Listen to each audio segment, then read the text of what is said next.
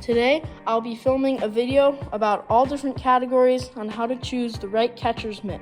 This video is all about catcher's mitts. Okay, so first, this is a 33-inch Rawlings Sandlot Series catcher's mitt. So I decided to go with a 2 in the pinky flat style break-in. So it's gonna close kind of like that. It means it's gonna have a shallower pocket, and you're gonna catch the ball right here. It's also gonna save your fingers a little more the way you close it. This catcher's mitt is all maroon with blonde accents and the classic red Rawlings logos. The blonde laces are thick and strong laces that I have no worries at all about them snapping. It has a zero shock palm pad, which is super comfortable when you get hit in the palm. And the way this catcher's mitt is going to be measured, like all catcher's mitts, is 33 inches around. And this is going to be my gamer this year.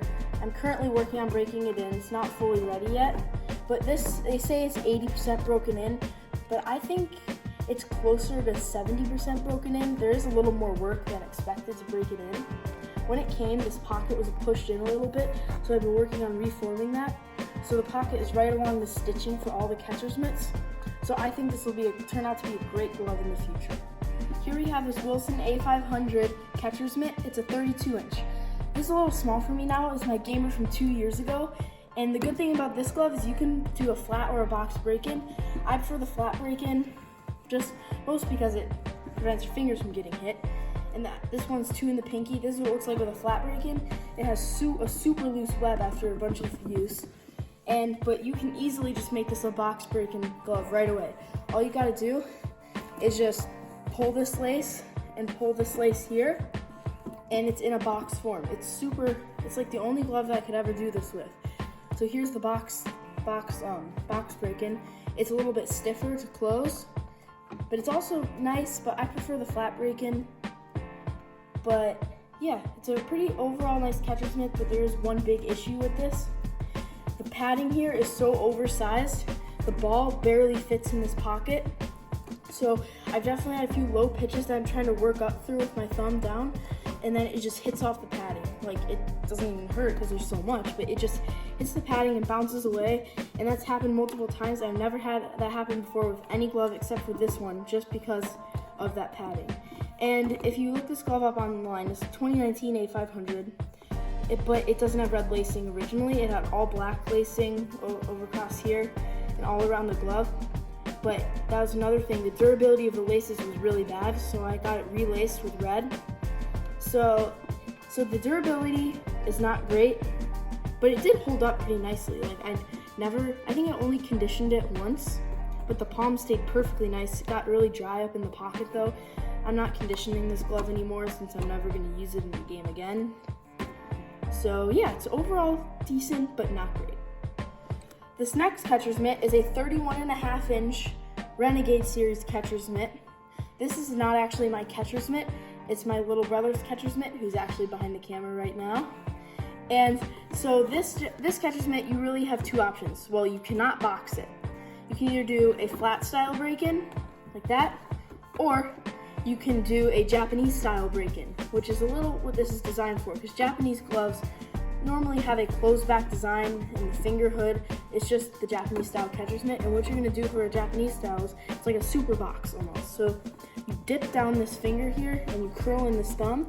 So what you can do is you can take one of those glove wraps, put it like this, and then just leave it like this.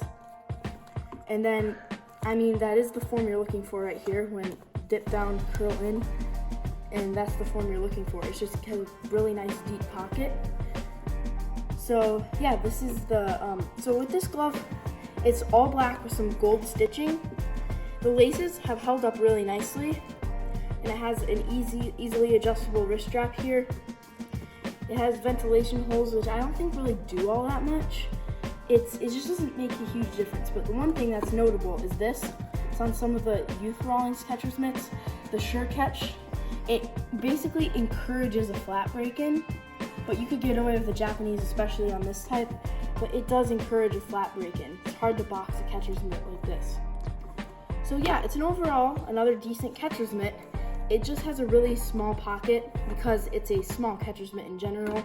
It's good for ages like 7 to 10, somewhere around that range. Then you're gonna move up to a 32, 32 and a half, something like that. Next up here we have this 32.5 inch Premium Series catcher's mitt. This is my gamer for last season and the beginning of this season. Still in decent condition. So what the overview of this one, so this sure catch here, it encourages a flat break-in. So I did go with a flat break-in, kind of like this. The web, all right, so I'm gonna talk about some other things before I get to the web, which is an important point here. It has a leather reinforced palm pad, which makes a huge difference. It's extremely comfortable. So I went 2 in the pinky here. I always leave the loops on all my gloves untied like this. It just feels more custom fit then. So this glove is a 32.5, but it feels closer to a 33 now that it's so broken in and stretched out. It's broken into a perfection with the flat break-in, and it is the loudest catcher's mitt I ever had. It sounds like a rifle shot, even when I'm just tossing the ball and catching it. It is so loud. So this glove here, it's all black basically, except for the logos, and right here, it just looks nice with the brown trim. And the finger pad here, like most Rawlings catcher's mitts, not all though, the binding does cut off, which makes it super comfortable. And the laces are very dark brown. All right, so now with the web, all the leather on here has been really great quality except for the web. The web, for some reason, is just softer. It turned a little bit green for some reason, and it bends in. It's just such soft and flimsy compared to the other parts of the glove. I don't know how much longer this web will hold up before it just starts to just flat out rip. So the web is the one thing about this glove. The pocket is very deep, even with the flat break-in. So it's really nice when you catch the ball here. And so yeah, this is the Rawlings Premium Series 32.5. This is my custom A2000 1791 Pudge catcher's mitt. It's 32.5 inches. So I got this thing fully customized. It's got my name embroidered on the side. I picked this colors. So I would be using this in a game, except it's a box breaking glove, which the box breaking isn't my favorite, and I had so much trouble. I have this for 2 years now. I can't get it to break in. So I switched back to the other types of Rawlings catcher's mitts. I just like Rawlings better. So it's just so stiff.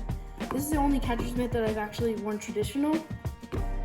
So it's just so stiff, even after I've caught multiple rounds of pitching machine rounds, and I brought this to multiple practices over the last 2 years, and it still hasn't broken in.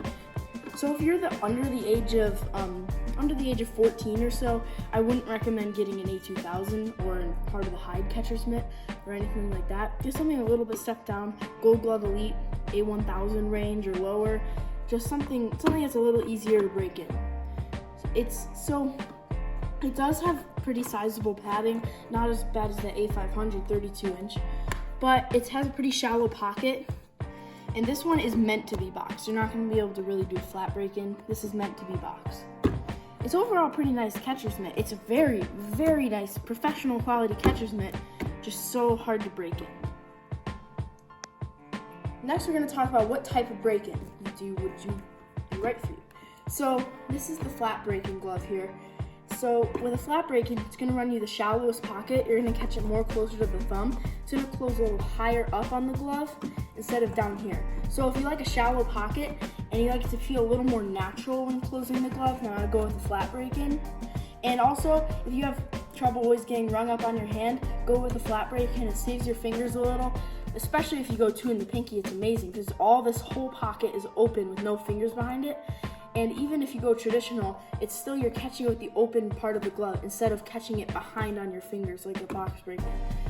So yeah, I prefer a flat break-in. It's the most natural feeling to me, and that's just my preference. So next, we're gonna go to the box break-in, which is the second most common. And the box break-in is gonna run you a medium to deep pocket. And you can go 2 in the pinky or traditional, doesn't really matter, whatever you prefer. So it's gonna run you a deep pocket. You're gonna close it in line like this. So it's just gonna be very, very deep. And also, you are gonna feel it. You catch it more with your actual hand, so it is gonna give you a couple more stingers. It's gonna hurt a little more. So yeah, box breaking, it's deep, it stings your hand a little more. It makes receiving just a little bit more comfortable. Now we're going to the next style, the Japanese style, the least common, that almost nobody does. So what you're gonna do is bend in the thumb and dip down like this, and the web is gonna hang out super loose. So you can go like this. Looks a little ugly, but it will turn out something like this. It's gonna run you, here, I'll get a ball. It's gonna run you a super deep pocket. So it's in the deepest one. This is a small glove, and even makes this have a deep pocket. So all you're gonna do, and most Japanese gloves do have a closed back, so if it doesn't have something similar looking to this, I would go with a flatter box, just a little better. The Japanese is sort of like a super box, super deep pocket. Yeah, it's not super common though, but if you like it, go with it. Next we're gonna talk about the price point of gloves, starting going from cheapest to most expensive. So we're gonna start with the cheapest glove here. This is maybe 40 to 50 to 60 at your most average prices. So this one I got for 50, and this Renegade one was on sale for 30, which is an absolute steal. It was even a little higher quality than this by a lot. I think Rawlings does youth gloves much better than Wilson. Wilson only focuses mostly on their high quality gloves. Rawlings does everything well. I prefer Rawlings for that reason. So with the cheaper glove, you're gonna get a game ready feel right away. And yeah, so with a cheaper glove, it's not gonna last as long. This lasts a season and a half maybe. This is going strong for a season, still going well, because of this Rawlings lacing is amazing. That one only lasted like a half season before it broke. Next, we get into like the $80 to $120 price point. This one's 80, the Sandlot was a little more. And yeah, so these gloves are gonna last you like 2-3 seasons. They have a little more quality, better shape, and overall, they have bigger sizes, but overall are just much better gloves. So that's my favorite range, like mid-range. And next, you go into the Big Daddy gloves, the expensive ones, like the A2000, the Heart of the Hide, A2K, Pro Preferred, stuff like that, and the All-Star Pro Elite. And they range for like $300 to $400, $400 to $500 for customs.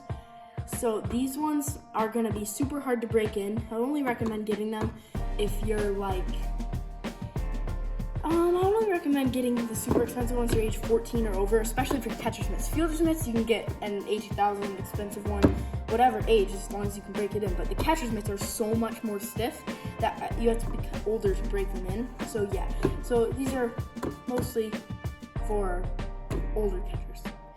So now we're going to talk about catcher's mitt size. So a 30 to a 32 is great for ages 7 to 10.